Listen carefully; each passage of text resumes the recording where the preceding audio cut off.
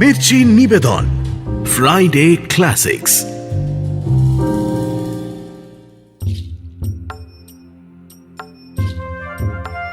কার্তিকের মাঝামাঝি চৌধুরীদের খেজুর বাগান ঝুরতে শুরু করলো মোতালেব। তারপর দিন 15 যেতে না যেতেই নিকাহ করে নিয়ে এলো পাশের বাড়ির রাজেক মৃধার বিধবা স্ত্রী মাজু খাতুনকে। এই অবশ্য প্রথম সংসার নয় মোতালেবের।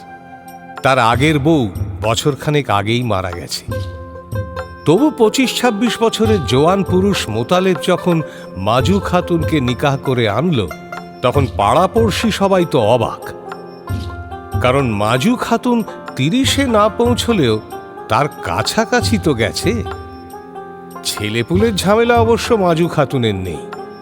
মেয়ে ছিল একটি, কাঠিখালির শেখদের ঘরে বিয়ে দিয়েছে। কিন্তু ঝামেলা যেমন নেই, তেমনি মাজু খাতুনের আছেই বাকি। সিন্দুক ভরে সোনাদানাও রেখে যায়নি রাজেক মৃধা। মাঠ ভরে তেমন ক্ষেত খামারও রেখে যায়নি যে তার ওয়ারিশি পাবে মাজু খাতুন। ভাগের ভাগ ভিটার পেয়েছে কাঠাখানেক, আর আছে একখানি পোড়ো পোড়ো সনের কুঁড়ে। এই তো বিষয় সম্পত্তি। তারপর দেখতেও এমন কিছু একখানা ডানা কাটা হুরের মতো চেহারা নয় মাজু খাতুনের। দজ্জাল মেয়ে মানুষের আঁটো সাঁটো শক্ত গড়নটুকু ছাড়া আর কিছুই নেই মাজু খাতুনের, যা দেখে পুরুষেরা ভোলে, মন তাদের মুগ্ধ হয়। শিকদার বাড়ি, কাজী বাড়ির বৌঝিরা কত হাসাহাসি করল মোতালেফের এই নিকাহ নিয়ে। নিশ্চয়ই কোনো তুক করছে মাগি, না হলে এই নিকা কেউ করে? মাগি ধুলা পাইরা দিছে জৈকে দিছে, ভালো করছে।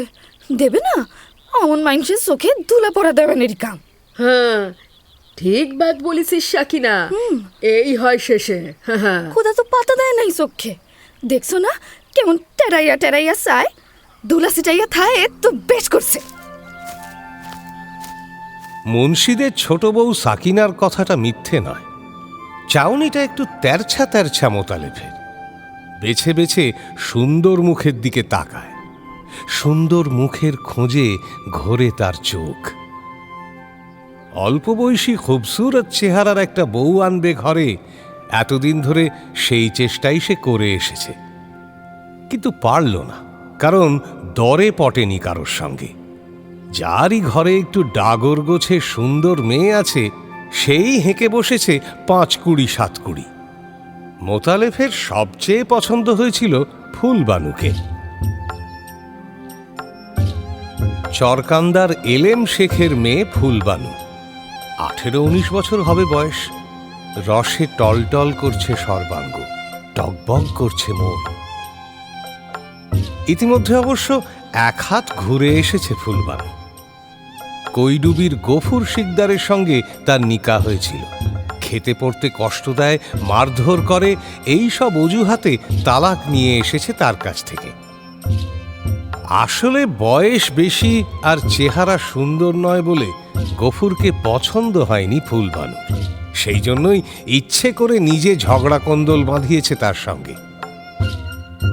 কিন্তু 1 হাত ঘুরে এসেছে বলে কিছু ক্ষয়ে যায়নি ফুলবানুর, বরং চেকনাই আর জেল্লা খুলেছে দেহের।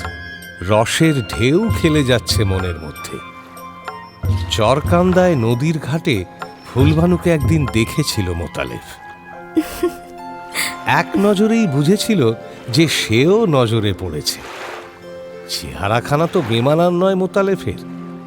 নীল লুঙ্গি পরলে ফর্সা ছিপছিপে চেহারায় চমৎকার খোলতাই হয় তা। তাছাড়া এমন ঢেউ খেলানো টেরিকাটা বাবরি বা এ তল্লাটে কজনের মাথায় আছে? ফুলবানুর সুনজরের কথা বুঝতে বাকি ছিল না মোতালেফের। খুঁজে খুঁজে সে গিয়েছিল একদিন এলেম শেখের বাড়িতে। Mirchi Friday classics. আজ শুনবেন নরেন্দ্রনাথ মিত্রের লেখা ছোট গল্প রস। প্রযোজনায় প্যাস্টেল এন্টারটেইনমেন্ট।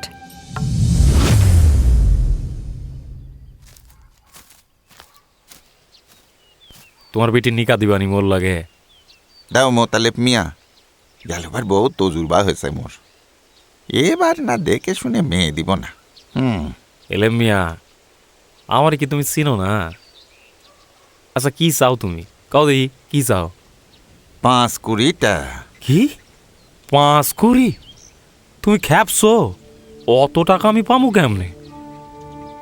এলেম শেখের কথায় মোতালেব এক্কেবারে তাজ্জব বনে গেছে।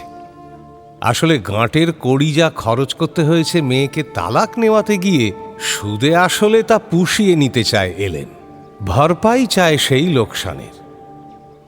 সেই আন্দাজ করেই মোতালেব ভেবেছিল এলেম ভরপাই হিসেবে 2-1 কোটি চাইবে হয়তো। কিন্তু এবার এলেম আর না বুঝে শুনে যাত্রার হাতে মেয়ে দেবে না ঠিক করেছে। মোতালেফের অনেক অনুরোধেও এলেম তাকে আমল দেয়নি। 5 কোটির কমে কিছুতেই রাজি হবে না এলেম। কিন্তু অত টাকা মোতালেব দেবে কোথার থেকে? মুখ ভার করে চলে আসছিল মোতালেব। আশশেওড়া আর চোখ উদানের আগাছার জংলা ভিটার মধ্যে ফের দেখা হলো ফুলবানুর সঙ্গে। কলসি কাঁখে জল নিতে চলেছে ঘাটে। মোতালেব বুঝল সময় বুঝেই দরকার পড়েছে তার জলের। এদিক ওদিক তাকিয়ে ঠিক করে একটু হাসল ফুলবানু। কি মিয়া, গোসা কইরা ফিরা চললা নাকি? চলবো না? শুনলানি টাকার খাক খাই তোমার বাজানের। হ শুনছি। তা সাইসে তো দোষ হয়েছে কি? পছন্দসই জিনিস নিবা বাজানের গুণা, তার দাম দেবা না? ও বুঝছি, খাক খাইটা আসলে বাজানের না, বাজানের মাইয়ার। হাটে বাজারে গেলাই পারবো ধামাই উঠা। কেবল ধামায় কেন, পালাই উঠা বসবো। মুঠ ভৈরা ভৈরা সোনা জহরত ওজন কইরা দেবা পালায়। বসবো খেমতা, বসবো কেমন পুরুষ মানুষের মুঠ। ও সুন্দর মিয়া, রাগ করলানি? আরে শুনো। কি শুনবো? উফ, খাড়াও। শুনবা আবার কি? শুনবা মনের কথা। শোনো, বাজানের মাইয়াটা চায় না, সোনা দানাও চায় না, কেবল মান রাখতে চায় মনের মানুষের ত্যাগ দেখতে চায়।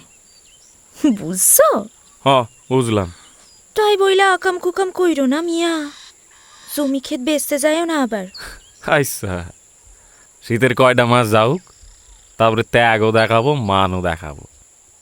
কিন্তু বিবি জানের সবুর থাকবে নি তো একবার? খুব থাকবো, তেমন বেসবুর বিবি ভাইব না আমারে। বেচবার মতো জমি ক্ষেত অবশ্য মোতালেফের নেই, কিন্তু সে গুমর ফুলবানুর কাছে ভাঙল না সে। গাঁয়ে এসে আর একবার ধারের চেষ্টা করে দেখল মোতালেফ। মল্লিক বাড়ি, মুখুজ্জে বাড়ি, শিকদার বাড়ি, মুন্সি বাড়ি গেল, কিন্তু কোথাও সুরাহা হয়ে উঠল না টাকার। নিলে তো আর সহজে হাত উপুড় করবার অভ্যেস নেই মোতালেফের। ধারের টাকা তার কাছ থেকে আদায় করে নিতে বেজায় ঝামেলা, সাধ করে কে পোয়াতে যাবে সেই ঝক্কি। কিন্তু নগদ টাকা ধার না পেলেও শীতের সূচনাতেই পাড়ার 20টা খেজুর গাছের বন্দোবস্ত পেল মোতালেব। গত বছর থেকেই গাছের সংখ্যা বাড়ছিল। এবার চৌধুরীদের বাগানের 1.5 গাছ বেশি হল। গাছ কেটে হাঁড়ি পেতে রস নামিয়ে দিতে হবে। অর্ধেক রস মালিকের, অর্ধেক তার। তবে মেহনত কম নয়। খেজুর গাছ থেকে রস নামাবার বিদ্যা মোতালেবকে নিজের হাতে শিখিয়েছিল রাজেক মৃধা। রাজেক বলতো,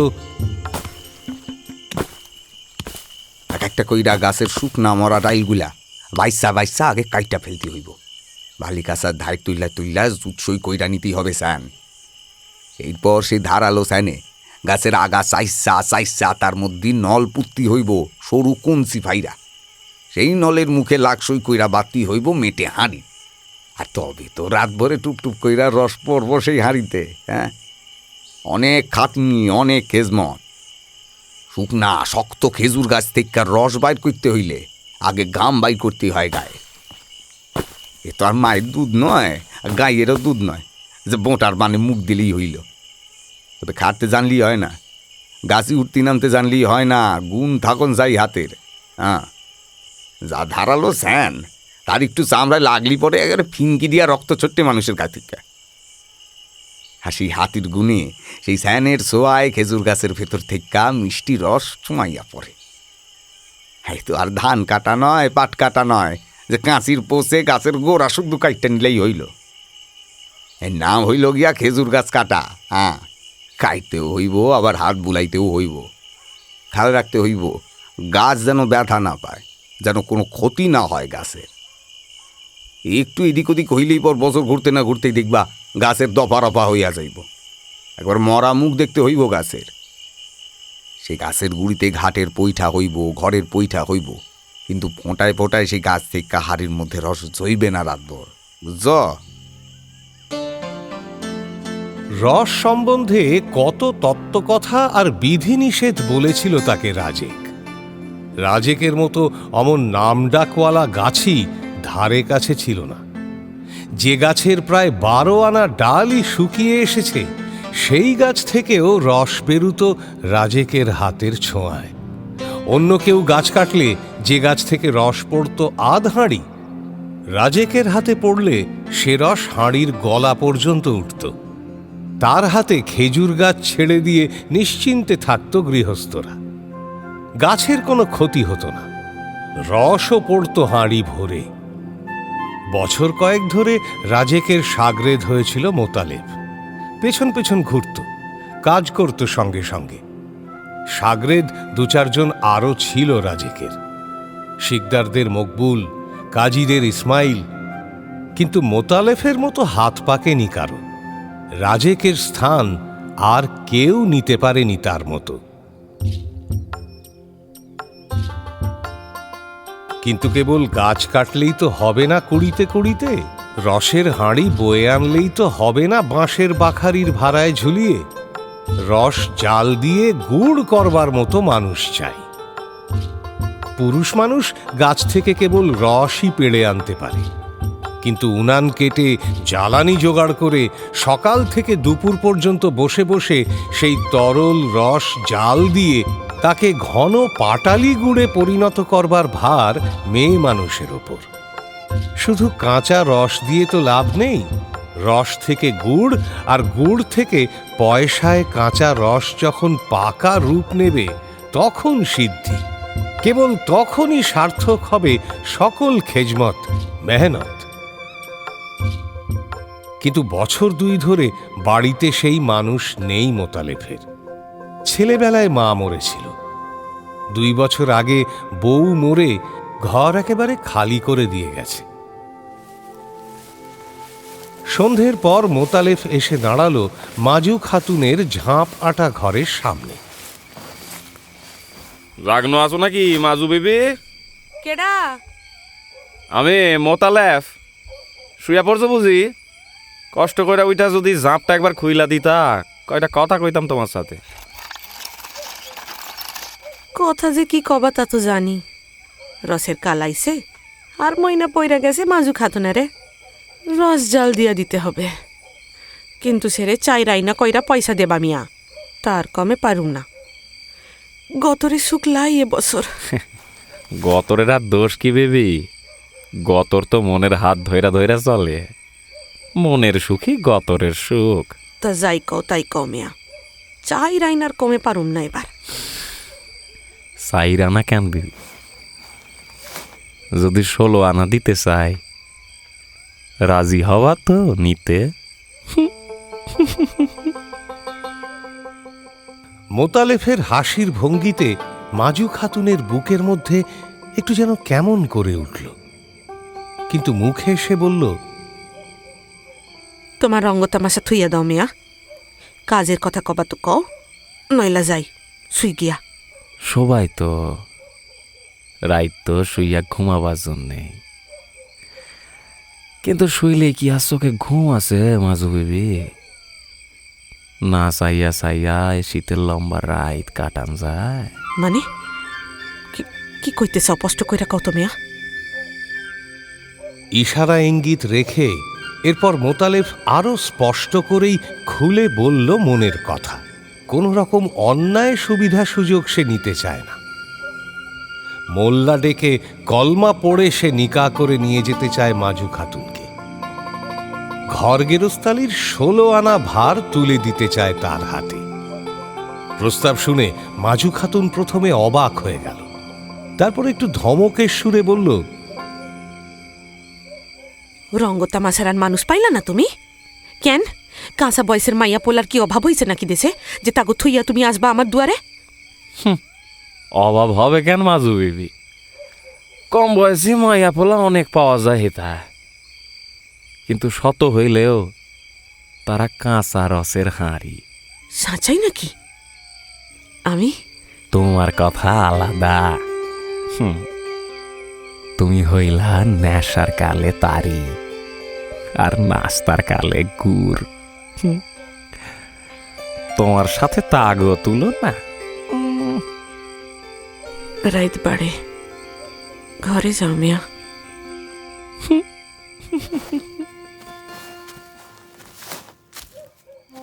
তখনকার মতো মোতালেবকে বিদায় দিলেও তার কথাগুলো মাজু খাতুনের মন থেকে সহজে বিদায় নিতে চাইল না। অন্ধকার নিঃসঙ্গ শয্যায় মোতালেফের কথাগুলো মনের ভেতরটায় কেবলই তোলপাড় করতে লাগল। মোতালেফের সঙ্গে তার পরিচয় অল্প দিনের নয়। রাজেক যখন বেঁচে ছিল, তার সঙ্গে সঙ্গে থেকে যখন কাজকর্ম করত মোতালেফ, তখন থেকেই এ বাড়িতে তার আনাগোনা, তখন থেকেই জানাশোনা দুজনের। কিন্তু সেই জানাশোনার মধ্যে কোনো গভীরতা ছিল না। মাঝে মাঝে একটু হালকা ঠাট্টা তামাশা চলত, কিন্তু তার বেশি এগুবার কথা কারোরই মনে পড়েনি। মোতালেফের ঘরে ছিল বউ, মাজু খাতুনের ঘরে ছিল স্বামী। স্বভাবটা একটু কঠিন আর কাঠখোট্টা ধরনেরই ছিল রাজেকের। ভারী কড়া কড়া চাঁচা ছোলা ছিল তার কথাবার্তা। শীতের সময় কুড়িতে কুড়িতে রসের হাঁড়ি আনত মাজু খাতুনের উঠোনে, আর মাজু খাতুন সেই রস জাল দিয়ে করত পাটালি গুড়। হাতের গুণ ছিল মাজু খাতুনের। তার তৈরি গুড়ের সের 2 পয়সা বেশি দরে বিক্রি হতো বাজারে। রাজেক মরে যাওয়ার পর পাড়ার বেশিরভাগ খেজুর গাছি গেছে মোতালেফের হাতে। 2-1 হাঁড়ি রস কোনো কোনোবার ভদ্রতা করে তাকে খেতে দেয় মোতালেফ, কিন্তু আগেকার মতো হাঁড়িতে আর ভরে যায় না তার উঠান। গতবার মাসখানেক তাকে রস জাল দিতে দিয়েছিল মোতালেফ। চুক্তি ছিল 2 আনা করে পয়সা দেবে প্রতি সেরে। কিন্তু মাসখানেক পরেই সন্দেহ হয়েছিল মোতালেফের মাজু খাতুন গুড় চুরি করে রাখছে, অন্য কাউকে দিয়ে গোপনে গোপনে বিক্রি করাচ্ছে সেই গুড়। 16 আনা জিনিস পাচ্ছে না মোতালেফ। ফলে কথান্তর মনান্তর হয়ে সে বন্দোবস্ত ভেস্তে গিয়েছিল। কিন্তু এবার তার ঘরে রসের হাঁড়ি পাঠাবার প্রস্তাব নিয়ে আসেনি মোতালেফ। মাজু খাতুনকেই নিজের ঘরে নিয়ে যেতে চেয়েছে। এমন প্রস্তাব পাড়ার আধবুড়োদের দলের আরও করেছে 2-1 জন, কিন্তু মাজু খাতুন কান দেয়নি তাদের কথায়। ছেলে ছোকরাদের মধ্যে যারা একটু বেশি বাড়াবাড়ি রকমের ইয়ার্কি করতে এসেছে, তাদের কান কেটে নেওয়ার ভয় দেখিয়েছে মাজু খাতুন। কিন্তু মোতালেফের প্রস্তাব সম্পূর্ণ ভিন্ন ধরনের। তাকে যেন তেমনভাবে তাড়ানো যায় না। তাকে তাড়ালেও তার কথাগুলো ফিরে ফিরে আসতে থাকে মনের মধ্যে। পাড়ায় এমন চমৎকার কথা বলতে পারে না আর কেউ। অমন খুবসুরত মুখও কারোর নেই, অমন মানানসই কথাও নেই কারো মুখে। মোতালেবকে আরও আসতে হলো 2-1 সন্ধ্যা। তারপর নীল রঙের জোনাকি শাড়ি পরে, রং বেরঙের কাঁচের চুড়ি হাতে দিয়ে মোতালেফের পেছন পেছন তার ঘরের মধ্যে এসে ঢুকল মাজু খাতুন। ঘরদোরের কোনো শ্রীছাদ নেই, ভারী অপরিষ্কার আর অগোছালো হয়ে রয়েছে সব। কোমরে আঁচল জড়িয়ে মাজু খাতুন লেগে গেল ঘরকন্নার কাজে। ঝাঁট দিয়ে জঞ্জাল দূর করলো উঠানের, লেপে পুঁছে ঝকঝকে তকতকে করে তুলল ঘরের মেঝে। কিন্তু ঘর আর ঘরনির দিকে তাকাবার সময়ই নেই মোতালেফের। সে আছে গাছে গাছে। পাড়ায় আরো অনেকের, বসেদের বাণুজ্যেদের গাছের বন্দোবস্ত নিয়েছে মোতালেফ। গাছ কাটছে, হাঁড়ি পাতছে, হাঁড়ি নামাচ্ছে, ভাগ করে দিচ্ছে রস। পাঁকাটির একখানা চালা তুলে দিয়েছে মাজু খাতুনকে মোতালেফ উঠানের পশ্চিম দিকে। সারে সারে উনান কেটে তার ওপর বড় বড় মাটির চালা বসিয়ে সেই চালা ঘরের মধ্যে বসে সকাল থেকে দুপুর পর্যন্ত রস জাল দেয় মাজু খাতুন। জ্বালানির জন্য মাঠ থেকে খড়ের নাড়া নিয়ে আসে মোতালেফ, জোগাড় করে আনে খেজুরের শুকনো ডাল। কিন্তু তাতে কি কুলোয়? মাজু খাতুন এর বাগান থেকে, জঙ্গল থেকে শুকনো পাতা ঝাঁট দিয়ে আনে ঝাঁকা ভরে ভরে, পলো ভরে ভরে। বিকেলে বসে বসে দা দিয়ে টুকরো টুকরো করে শুকনো ডাল কাটে জ্বালানির জন্য। বিরাম নেই, বিশ্রাম নেই, খাটুনি গায়ে লাগে না। অনেক দিন পর মনের মতো কাজ পেয়েছে মাজু খাতুন, মনের মতো মানুষ পেয়েছে ঘরে। ধামা ভরে ভরে হাটে বাজারে গুড় নিয়ে যায় মোতালেফ, বিক্রি করে আসে চড়া দামে। বাজারের মধ্যে সেরা গুড় তার। পড়ন্ত বেলায় ফের যায় গাছে গাছে হাঁড়ি পাততে। তল্লা বাঁশের এক একটি করে চোঙা ঝুলতে থাকে গাছে। সকালে রসের হাঁড়ি নামিয়ে ঝরার চোঙা বেঁধে দিয়ে যায় মোতালেফ। সারাদিনের ময়লা রস চোঙাগুলোর মধ্যে জমা থাকে। চোঙা বদলে গাছ ছেঁচে হাঁড়ি পাতে বিকেলে এসে। চোঙার ময়লা রস ফেলা যায় না। জাল দিয়ে চিটে গুড় হয় তাতে তামাক মাখবার। বাজারে তাও বিক্রি হয় 5 আনা 6 আনা সের। দুবেলা দুবার করে এতগুলো গাছে উঠতে নামতে ঘন ঘন নিঃশ্বাস পড়ে মোতালেফের। পৌষের শীতেও সর্বাঙ্গ দিয়ে ঘাম ঝরে চুইয়ে চুইয়ে। সকালবেলায় রোমশ বুকের মধ্যে ঘামের ফোঁটা চিকচিক করে। পায়ের নিচে দুর্বার মধ্যে চিকচিক করে রাত্রির জমা শিশির। মোতালেফের দিকে তাকিয়ে পাড়াপড়শিরা অবাক হয়ে যায়। চিরকালই অবশ্য খাটিয়ে মানুষ মোতালেফ, কিন্তু বেশি উৎসাহ নিয়ে কাজ করতে, দিনরাত এমন কলের মতো পরিশ্রম করতে এর আগে তাকে দেখা যায়নি কোনোদিন। ব্যাপারটা কি? গাছ কাটা অবশ্য মনের মতো কাজই মোতালেফের, কিন্তু পছন্দসই মনের মানুষ কি সত্যিই ঘরে এলো? সেরা গাছের সবচেয়ে মিষ্টি 2 হাঁড়ি রস আর সের 3 পাটালি গুড় নিয়ে মোতালেফ একদিন গিয়ে উপস্থিত হলো চরকান্দায় এলেম শেখের বাড়িতে। আরে মোতালেব যে, সালাম মেয়া, এই যে। সেলাম জানিয়ে এলেমের পায়ের সামনে নামিয়ে রাখল রসের হাঁড়ি, গুড়ের সাজি। তারপর কোঁচার খুঁটের বাঁধন খুলে বের করল 5খানা 10 টাকার নোট। বলল, অর্ধেক আগাম দিলাম মেয়া সাহেব। হ্যাঁ আগাম? কিসের? আপনার মাইয়া নিকাল লগে এই টাকাগুলো আনছিলাম মিয়া। তাজা করকরে নোট বেছে নিয়ে এসেছে মোতালেফ।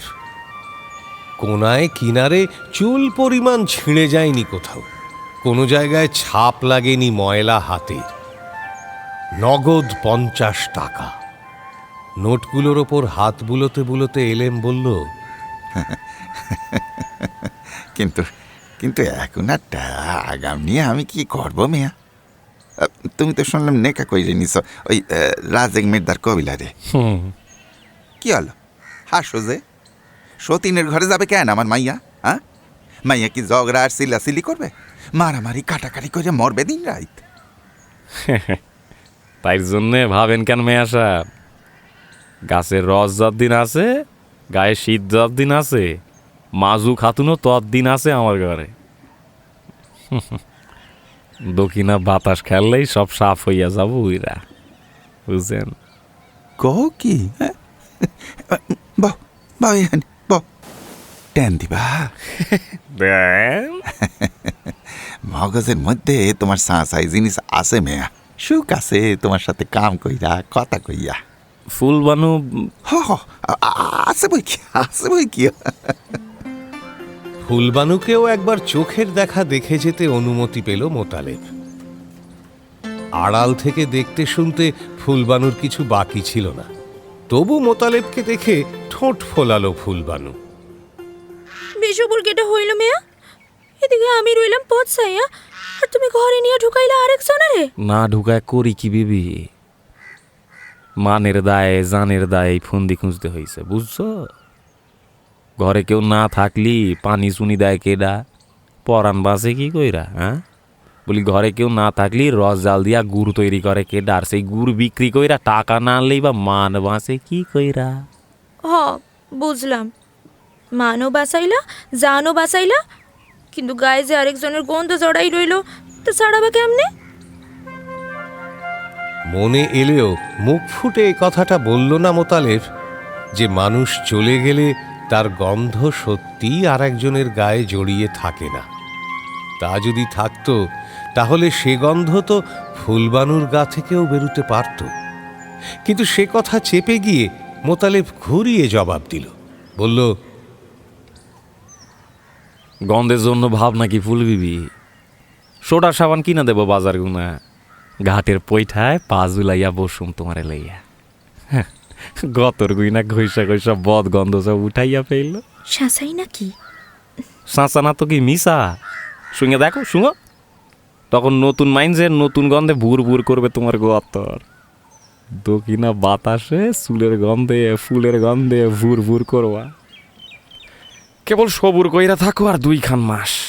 বেশবুর মানুষ ভাইব না আমারে মিয়া। আসি বেবি। যে কথা সেই কাজ মোতালেবের। 2 মাসের বেশি সবুর করতে হলো না ফুলবানুকে। গুড় বেচে আরও 50 টাকা জোগাড় হতেই মোতালেব মাজু খাতুনকে তালাক দিল। কারণটাও সঙ্গে সঙ্গে পাড়াপড়শিকে সাড়ম্বরে জানিয়ে দিল। মাজু বিবির স্বভাব চরিত্র খারাপ। রাজেকের দাদা ওয়াহেদ মৃধার সঙ্গে তার আচার ব্যবহার ভারী আপত্তিকর। মাজু খাতুন জিভ কেটে বলল,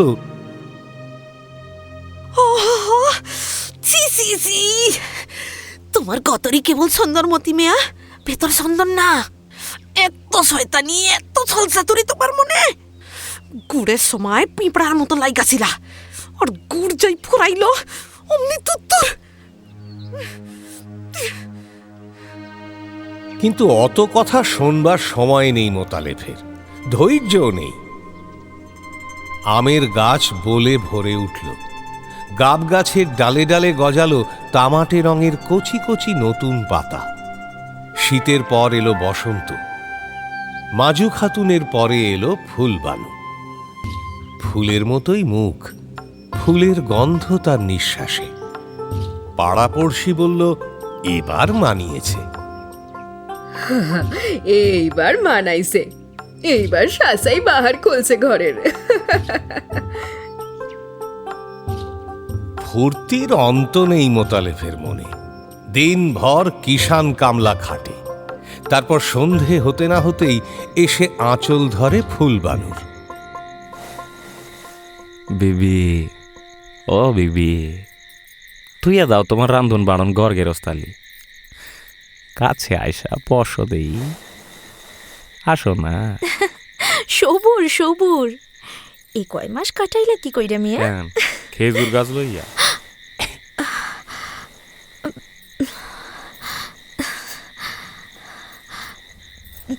তুমি আবার সেই গাছের কাছে ফিরে যাও।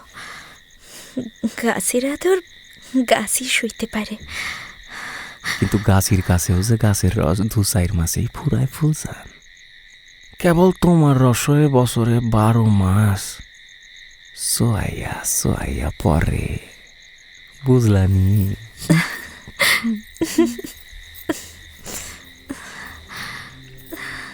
মাজু খাতুন ফের গিয়ে আশ্রয় নিয়েছিল রাজেকের পোড়ো পোড়ো সনের কুঁড়েতে। ভেবেছিল আগের মতোই দিন কাটবে তার। কিন্তু দিন যদি বা কাটে, রাত কাটে না। মোতালেব তার সর্বনাশ করে ছেড়েছে। পাড়াপড়শিরা এসে সাড়ম্বরে সালঙ্কারে মোতালেব আর ফুলবানুর ঘরকন্যার বর্ণনা করে। একটু বা সকৌতুক তিরস্কারের সুরেই বলে তাদের ঘনিষ্ঠতার কথা। বউ বউ কইরা একেবারে পাগল হয়ে গেল মানুষটা। যেখানেই যায় বউ ছাড়া আর কোনো কথা নাই মুখে। বুকের ভেতরটা জ্বলে ওঠে মাজু খাতুনের। মনে হয় সেও বুঝি হিংসায় পাগল হয়ে যাবে, বুক ফেটে মরে যাবে সে। দিন কয়েক পরে রাজেকের বড় ভাই ওয়াহেদি নিয়ে এলো সম্বন্ধ। বউটার দশা দেখে ভারী মায়া হয়েছে তার। নদীর ওপারে তালকান্দায় নাদির শেখের সঙ্গে দোস্তি আছে ওয়াহেদের। এক মাল্লাই নৌকা বায় নাদির। মাসখানেক আগে কলেরায় তার বউ মারা গেছে। অপগণ্ড ছেলে মেয়ে রেখে গেছে অনেকগুলো। তাদের নিয়ে ভারী মুশকিলে পড়েছে বেচারা। কম বয়সী ছুঁড়ি টুঁড়িতে দরকার নেই তার। সে হয়তো পটের বিবি সেজে থাকবে, ছেলে মেয়ের যত্ন আত্তি করবে না। তাই মাজু খাতুনের মতো একটু ভারিক্কি ধীরবুদ্ধি গৃহস্থ ঘরের বউই তার পছন্দ। তার উপর নির্ভর করতে পারবে সে। মাজু খাতুন ওয়াহেদকে জিজ্ঞেস করল, বয়স কত হইবা তার? হ্যাঁ, তা আমাকে বেশি হবে, 50 কি 51। হ, ওইরমই ভালো, কম বয়সে আর দরকার নাই। বিশ্বাস লাই জৈব না রে। আচ্ছা, গাছই না তো সে? খাজুর গাছ কাটতে যায় না তো শীতকালে? গাছ কাটতে যাবে কেন? আর সব কাম কোনো কালে জানে না কি সে? বর্ষাকালে নৌকা ভাই, শীতকালে কিষান কামলা খাটে, ঘরামি কাজ করে। কেন বউ, গাছি ছাড়া রসের ব্যাপারী ছাড়া কি তুমি নিকা বসবে না কারুর লগে? না না, রসের লগে আর সম্পর্ক নাই আমার। শীতকালে খাজুর গাছের ধারে কাছেও যে যায় না, নিকা যদি বসে তো তার লাগেই বসবে। রসের ঘেন্না ধইরা গেছে মিয়া। তাইলে কথাবার্তা কই না দিদির সাথে? হ্যাঁ, দেরি কইরা কাম কি? হ্যাঁ, দেরি বেশি হলেও না। সপ্তাহখানেকের মধ্যে কথাবার্তা সব ঠিক হয়ে গেল। নাদিরের সঙ্গে এক মাল্লাই নৌকায় গিয়ে উঠল মাজু খাতুন। পার হয়ে গেল নদী। মোতালেব তার স্ত্রীকে বলল, হায় আল্লাহ, আফত গেল। ফেতনির মতো ফাঁত ফাঁত নিঃশ্বাস ফেলত, চোখের ওপর সাপ মুনি করতো দিন রাত। তার হাত গুইনা তো বাঁচলাম। তুমি কি কাফুল জান? পেতনিরে খুব ডরাও বুঝি মেয়া। না, এখন আর ডরাই না। পেতনি তো সুইটাই গেল, এখন চোখ মেললেই তো পরি। এখন ডরায় শুধু আমার পরি রে। কেন পরিরে আবার ডর কিসের তোমার? ও বাবা, ডর নাই। পাখা মেলা কখন উড়াল দেয় তার কি ঠিক আছে? না মিয়া, পরির আর উড়াল দেওয়ার স্বাদ নাই। সে তার পছন্দ সই সব পাইয়া গেছে। এখন ঘরের মানুষের পছন্দ আর নজরটা বরাবর এরম ঢালে হয়। চোখ যতদিন আছে নজরও ততদিন থাকবে, বুঝলা? এই দিন আসবানি।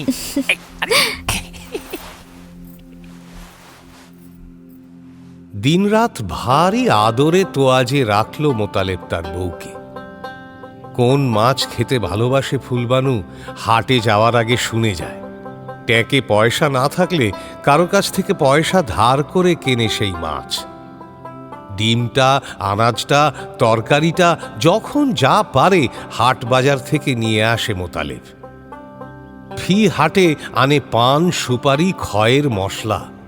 ফুলবানু বলে, অত পান আনো কেন? তুমি তো বেশি ভক্ত না পানের। দিন রাত খালি ফুরুত ফুরুত তামাক টানো। পান তো আনি তোমার জন্যে।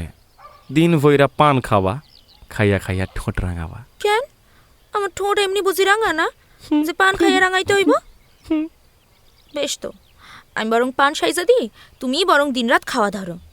তামা খাইয়া খাইয়া কালা হইয়া গেছে ঠোঁট, পানি রসে রাঙাইয়া নেও। পুরুষ মাইনসে ঠোঁট তো ফুলজান কেবল পানের রসে রাঙা হয় না, তার আর একজনের পান খাওয়া ঠোঁটের রস লাগে। শাসাই নাকি?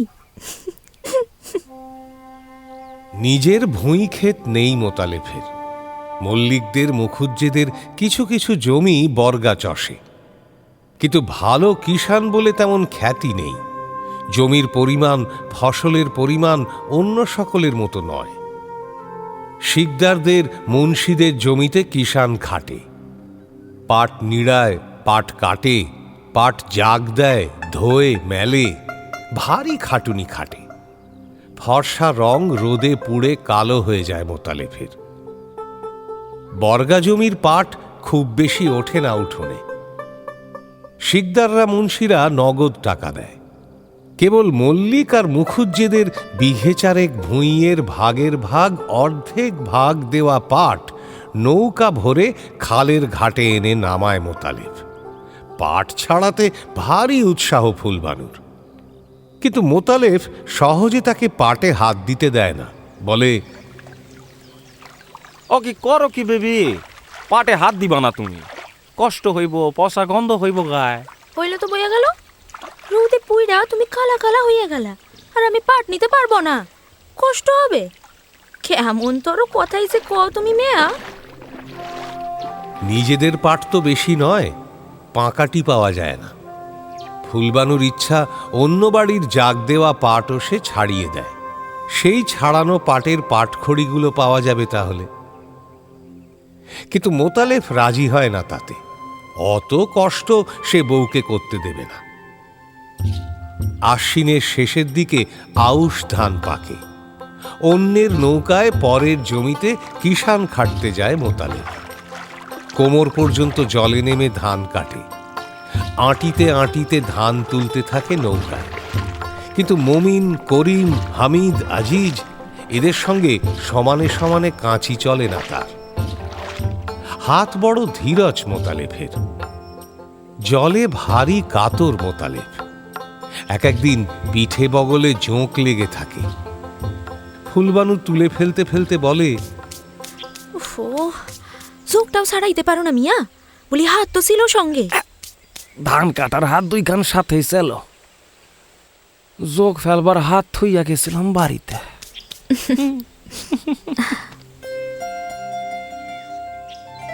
যেখানে যেখানে জোঁকে মুখ দিয়েছিল সেসব জায়গায় সযত্নে চুন লাগিয়ে দেয় ফুলবানু। আরও 5 জন কিষাণের সঙ্গে ধান মলন দেয় মোতালেফ। দেউনি পায় 5 ভাগের 1 ভাগ। ধামায় করে, পইকায় করে ধান নিয়ে আসে। ফুলবানু ধান রোদে দেয়, কুলোয় করে চিটা ঝেড়ে ফেলে ধান থেকে। মোতালেফ সেদিকে তাকায় আর তার মন বিষাদ হয়ে যায়। ভারী কষ্ট হয় না বউ? কষ্টে একেবারে মইরা গেলাম না। কার নাগাল কথা যে কও তুমি মিয়া, গৃহস্থ ঘরের মাইয়া না আমি, না শাসাই আসমান গুড়া নাই মা আইসি। বসন্ত যায়, বর্ষা যায়, কাটে আশ্বিন কার্তিক, ঘুরে ঘুরে ফের আসে শীত। রসের দিন মোতালেফের সময়ের দিন। কিন্তু শীতটা এবার যেন একটু বেশি দেরিতে এসেছে। তা হোক, আরো বেশি গাছের বন্দোবস্ত নিয়ে পুষিয়ে ফেলবে মোতালেফ। খেজুর গাছের সংখ্যা প্রতি বছরই বাড়ে। এ কাজে নাম ডাক আছে মোতালেফের। এ কাজে গাঁয়ের মধ্যে সেই সেরা। এবারেও বাঁড়ুজ্জেদের 20-1.5 গাছ বেড়ে গেল। গাছ কাটাবার ধুম লেগে গেছে। একটুও বিরাম নেই, বিশ্রাম নেই মোতালেফের। সময় নেই তেমন ফুলবানুর সঙ্গে ফষ্টি নষ্টি রঙ্গরসিকতার। ধার দেনা শোধ দিতে হবে, সারা বছরের রসদ জোগাড় করতে হবে রস বেচে, গুড় বেচে। দৈত্যর মতো দিনভর খাটে মোতালেফ। আর বিছানায় গা দিতে না দিতেই ঘুম ভেঙে আসে চোখে। দুহাতে ঠেলে, দুহাতে জড়িয়ে ধরে ফুলবানু। কিন্তু মানুষকে নয়, যেন আস্ত একটা গাছকে জড়িয়ে ধরে সে। অসাড়ে ঘুমোয় মোতালেব, শব্দ বেরোয় নাক থেকে, কোনো অঙ্গ সাড়া দেয় না। মোটা কাঁথার মধ্যেও শীতে কাঁপে ফুলবানু। মানুষের গায়ের গরম না পেলে এত শীত কি কাঁথায় মানে? কেবল রস আনলেই হয় না, রস জাল দেওয়ার জ্বালানি চাই। এখান থেকে ওখান থেকে শুকনো ডালপাতা আর খড় বয়ে আনে মোতালেব। ফুলবানুকে সে রস জাল দিতে বলে সে।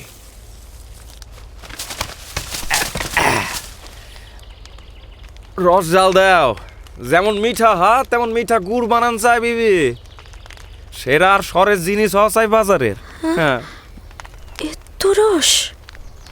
কিন্তু হাঁড়িতে হাঁড়িতে রসের পরিমাণ দেখে মুখ শুকিয়ে যায় ফুলবানুর, বুক কাঁপে। 2-1 হাঁড়ি রস জাল দিয়েছে সে বাপের বাড়িতে, কিন্তু এত রস একসঙ্গে সে কোনো দিন দেখেনি, কোনো কালে জাল দেয়নি। মোতালেব তার ভঙ্গি দেখে হেসে ফেলে।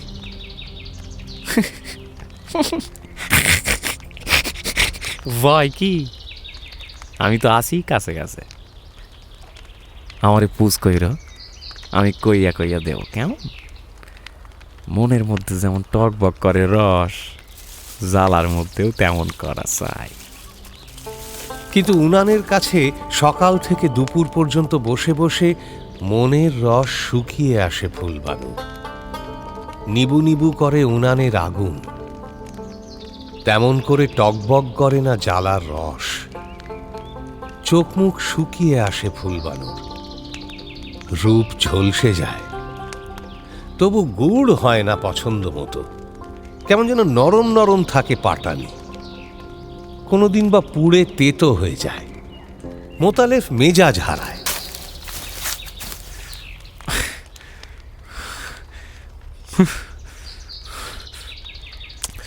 কেমন ধরো মাইয়া মানুষ তুমি, এত কইরা কইয়া দেই বুঝাইলে বোঝো না?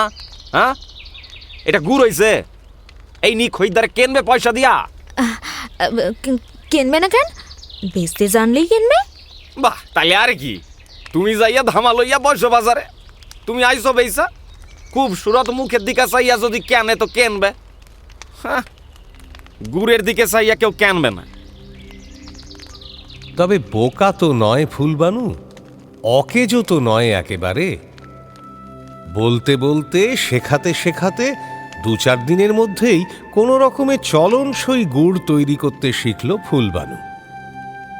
বাজারে গুড় একেবারে অচল রইল না, কিন্তু দর ওঠে না গতবারের মতো। খদ্দেররাও তেমন খুশি হয় না দেখে। পুরনো খদ্দেররা একবার গুড়ের দিকে চায়, আর একবার মোতালেফের মুখের দিকে চায়। এ তোমার কেমন তর গুড় হইল মিয়া? গত হাটে নিয়া দেখলাম, গেল বছরের মতো স্বাদ পাইলাম না। গেল বারো তো গুড় খাইছি তোমার, যে হয় যেন জইডা রইছে, আর স্বাদ ঠোঁটে লাইগা রইছে। এবার তো তেমন হইল না। তোমার গুড়ের থেকে এবার সদন শেখ মদন শিকদারের গুড়ের স্বাদ অনেক বেশি গো। হ হ হ, ঠিক কইছো ঠিক কইছো। চলো চলো ওই পানে যাই। চলো চলো চলো চলো। বুকের ভেতরটা পুড়ে যায় মোতালেফের, রাগে সর্বাঙ্গ জ্বলতে থাকে। গতবারের মতো এবার স্বাদ হচ্ছে না মোতালেফের গুড়ে। কেন? সে তো কম খাটছে না, কম পরিশ্রম করছে না গতবারের চেয়ে। তবু কেন স্বাদ হচ্ছে না মোতালেফের গুড়ে?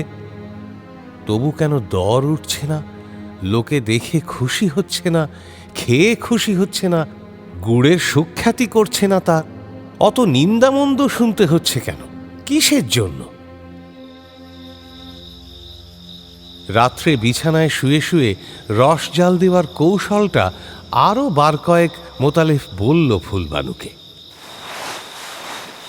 হাতায় কইরা কইরা ফোঁটা দেখো, নামাবার সময় হইল কি না, ডালবার সময় হইল কি না রস, বুঝছো? হ বুঝছি। আর বক বক কইরো না তো, ঘুমাইতে দাও মাইন ছেড়ে।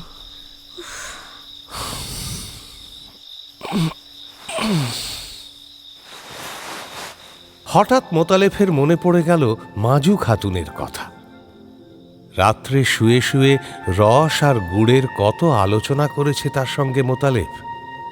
মাজু খাতুন এমন করে মুখ ঝামটা দেয়নি, অস্বস্তি জানায়নি ঘুমের ব্যাঘাতের জন্য।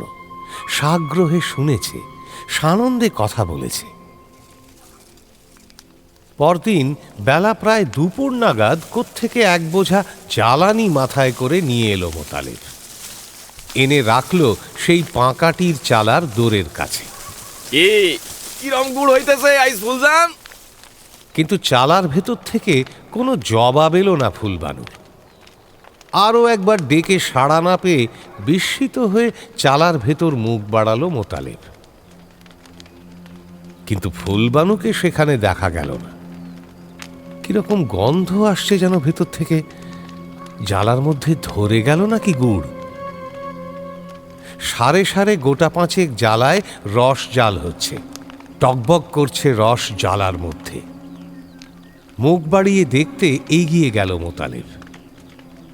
যা ভেবেছে ঠিক তাই। সবচেয়ে দক্ষিণ কোণের জ্বালাটার রস বেশি জাল পেয়ে কি করে যেন ধরে গেছে একটু। পোড়া পোড়া গন্ধ বেরোচ্ছে ভেতর থেকে।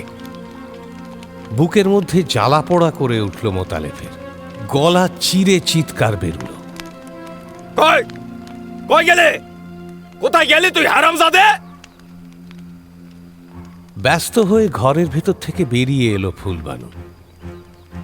বেলা বেশি হয়ে যাওয়ায় দুদিন ধরে স্নান করতে পারেনি। শীতের দিন না নাইলে গা কেমন চড়চড় করে, ভালো লাগে না। তাই আজ একটু সোডা সাবান মেখে ঘাট থেকে সকাল সকাল স্নান করে এসেছে। নেয়ে এসে পরেছে নীল রঙের শাড়ি। গামছায় চুল নিংড়ে তাতে তাড়াতাড়ি একটু চিরুনি বুলিয়ে নিচ্ছিল ফুলবানু। মোতালেফের চিৎকার শুনে ত্রস্তে চিরুনি হাতেই বেরিয়ে এলো ঘর থেকে। ভিজে চুল লুটিয়ে রইল পিঠের ওপর। এক মুহূর্ত জ্বলন্ত চোখে তার দিকে তাকিয়ে রইল মোতালেফ। তারপর ছুটে গিয়ে মুঠি করে ধরল সেই ভিজে চুলের রাশ। হারামজাদি, গুড় পুইরা গেল, সেদিকে খেয়াল নাই তোমার? তুমি আসো শ্বাসগুজ লইয়া, পটের ভিতর গুনা বাইরাইয়া আইলা তুমি বিদ্যা ধরি। এই জন্যই গুড় খারাপ হয়, আমার অপমান হয়, বদনামে দেশ ছাইয়া গেল তোমার জন্য। খবরদার, ফুল দইরা না তাই বইয়া গায়ে হাত দিবা না। আতিও না। ও হাতে মারলে মান যায় বুঝি তোমার? পায়ের কাছ থেকে একটা ছিটা কঞ্চি তুলে নিয়ে তাই দিয়ে হাতে, বুকে, পিঠে মোতালেব সপা সপ চালাতে লাগলো ফুলবানুর সর্বাঙ্গে। কঞ্চিতে মারলে তো আর মান যাবে না শেখেজির, হাতেই দোষ। কঞ্চি তো তোর দোষ নাই।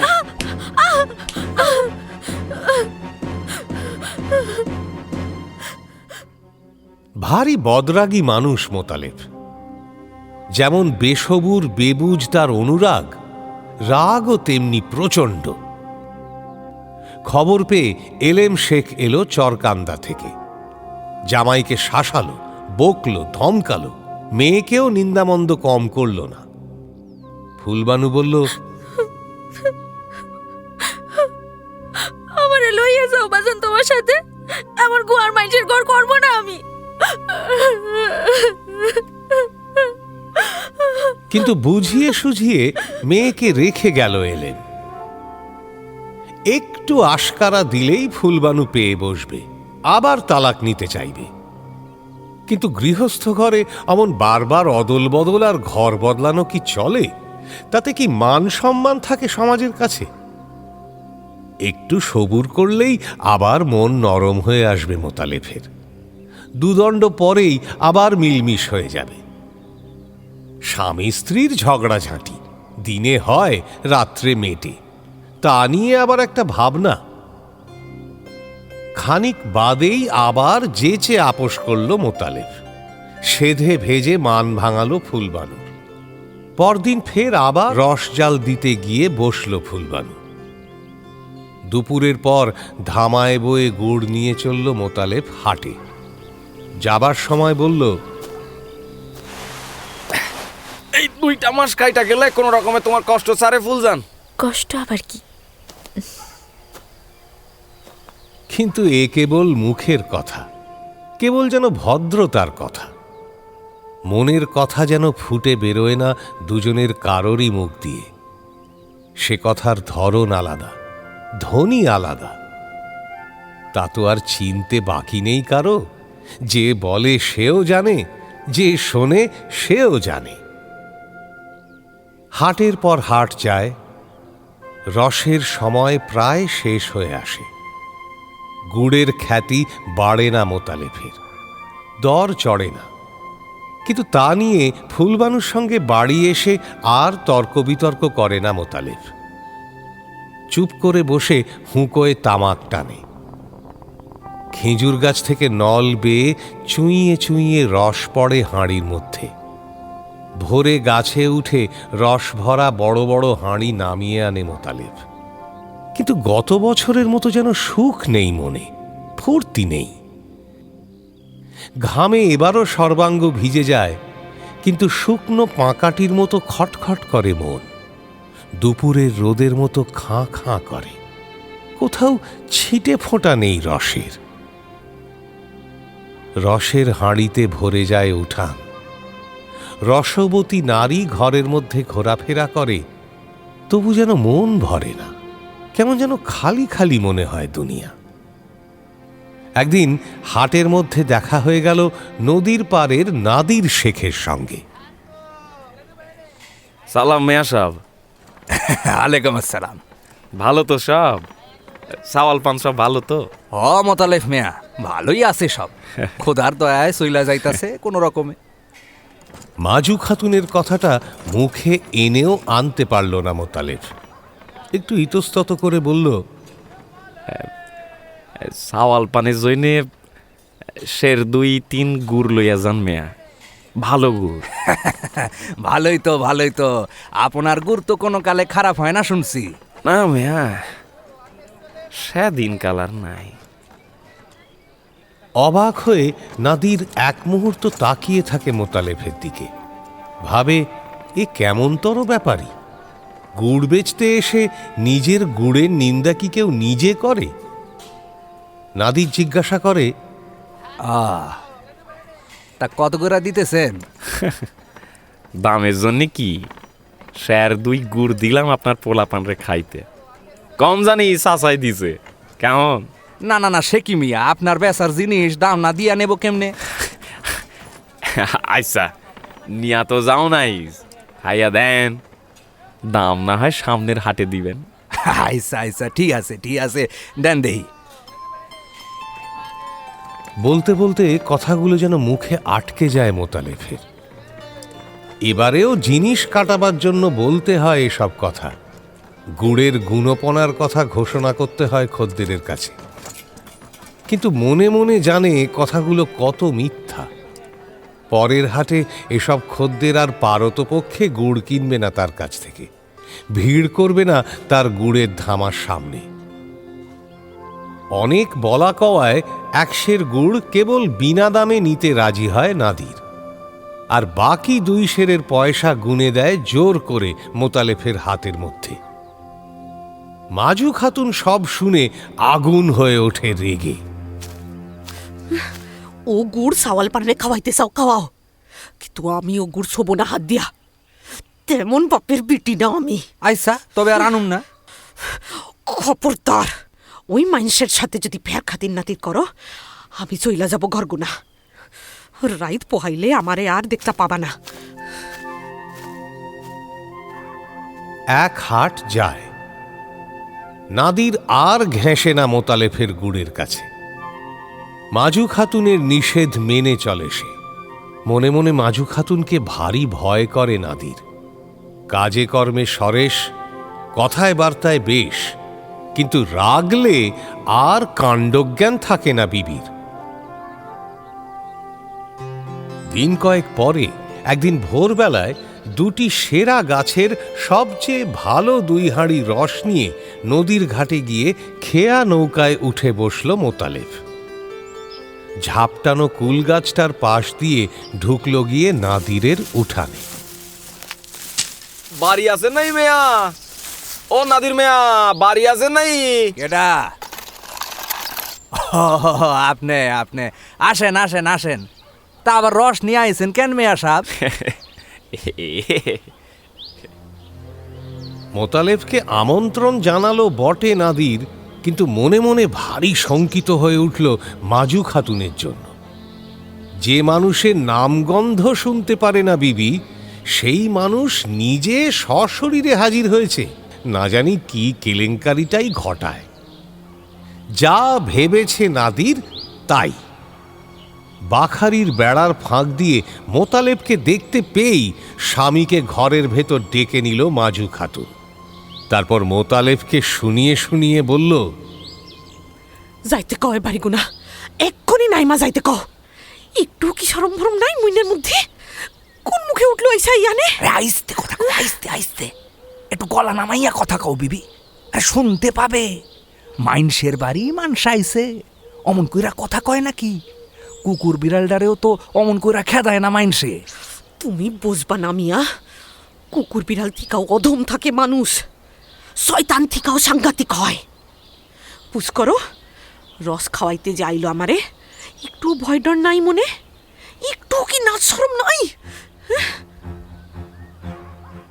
একটা কথাও মৃদু স্বরে বলছিল না মাজু খাতুন, তার সব কথাই কানে যাচ্ছিল মোতালেবের। কিন্তু আশ্চর্য, এত কঠিন এত রূঢ় ভাষাও যেন তাকে ঠিক আঘাত করছিল না, বরং মনে হচ্ছিল এত নিন্দামন্দ, এত গালাগাল তিরস্কারের মধ্যেও কোথায় যেন একটু মাধুর্য মিশে আছে। মাজু খাতুনের তীব্র কর্কশ গলার ভেতর থেকে আহত বঞ্চিত নারীর অভিমানরুদ্ধ কণ্ঠের আমেজ যেন আসছে একটু একটু। ছ্যানের খোঁচায় নলের ভেতর দিয়ে ফোঁটায় ফোঁটায় চুইয়ে চুইয়ে পড়ছে রস। দাওয়ায় উঠে রসের হাঁড়ি দুটি হাত থেকে মাটিতে নামিয়ে রেখে মোতালেব নাদিরকে ডেকে বলল, মেয়া সাহেব শুনবেন নি একটু? বসেন মেয়া সাহেব বসেন, এই নেন ধরেন তামাক খান। হ্যাঁ দেন দেন। নাদিরের হাত থেকে হুঁকোটা হাত বাড়িয়ে নিল মোতালেব, কিন্তু সঙ্গে সঙ্গেই মুখ লাগিয়ে টানতে শুরু করল না। হুঁকোটা হাতে ধরে রেখেই নাদিরের দিকে তাকিয়ে বলল,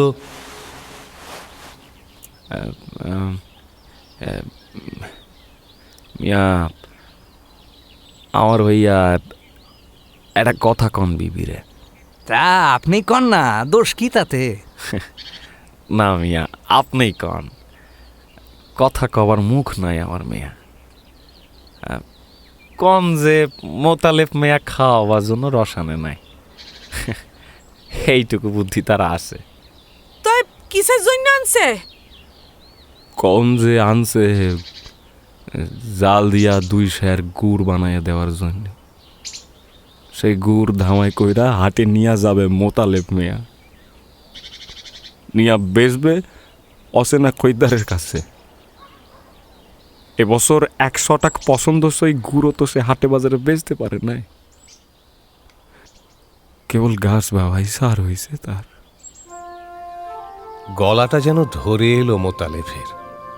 নিজেকে একটু সামলে নিয়ে সামনের দিকে তাকিয়ে আরও কি বলতে যাচ্ছিল, বাখারির বেড়ার ফাঁকে চোখে পড়ল কালো বড় বড় আর 2টি চোখ ছলছল করে উঠেছে।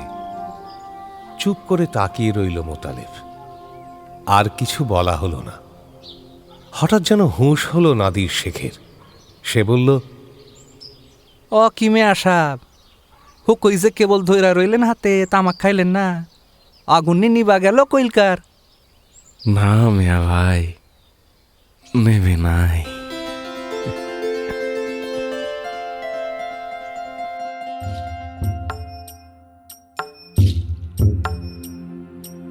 মির্চি ফ্রাইডে ক্লাসিক্সে আজ শুনলেন নরেন্দ্রনাথ মিত্রের লেখা ছোট গল্প রস। নরেন্দ্রনাথ মিত্র অবিভক্ত ভারতের ফরিদপুরে জন্মগ্রহণ করেন 1916 সালের 30শে জানুয়ারি এবং তার মৃত্যু হয় 1975 সালের 14ই সেপ্টেম্বর। 1962 সালে তিনি আনন্দ পুরস্কারে সম্মানিত হন। নিয়মিতভাবে লিখতেন দেশ পত্রিকায়। ছোট গল্পের সুনিপুণ কারিগর নরেন্দ্রনাথ মিত্র কবিতা ও উপন্যাসও লিখেছেন অনেক। 400-রও বেশি গল্প লিখেছেন এবং তার গল্প থেকে বহু সিনেমাও তৈরি হয়েছে। এই রস গল্পটি থেকেও 1973 সালে সুধেন্দু রায় হিন্দিতে তৈরি করেন সওদাগর ছবিটি। ছবিটিতে মুখ্য ভূমিকায় অভিনয় করেন অমিতাভ বচ্চন, নূতন ও পদ্মা খান্না। আজকের গল্প পাঠে শেখর। আমাদের গল্পের মুখ্য চরিত্র ছিলেন মোতালেফ সৌমেন চক্রবর্তী, মাজু খাতুন ত্রিনাঞ্জনা দাস, ফুলবানু প্রদীপ্তা মান্না, এলএম সুদীপ্ত ঘোষ, রাজেক ব্রতদীপ মুখার্জি, নাদের আর্য জানা। অন্যান্য চরিত্রে বর্ণালী দেববর্মন, সাঁজবাতি দাস ও স্পন্দন দাস। নাট্যরূপ ও সামগ্রিক পরিচালনায় শাওলি মজুমদার। শব্দগ্রহণ, আবহ ও ধ্বনি প্রক্ষেপণ সত্যজিৎ সেন, শব্দ মিশ্রণ সব্যসাচী মুখার্জি, প্রচার অলঙ্করণ অভিব্রত সরকার। গল্পের সূত্রধার, সমগ্র পরিকল্পনায় ইন্দ্রাণী, প্রযোজনায় pastel entertainment. Mirchi Friday classic শুনতে সাবস্ক্রাইব করুন আমাদের official YouTube channel youtube.com/mirchi Bangla অথবা ডাউনলোড করুন গানা অ্যাপ।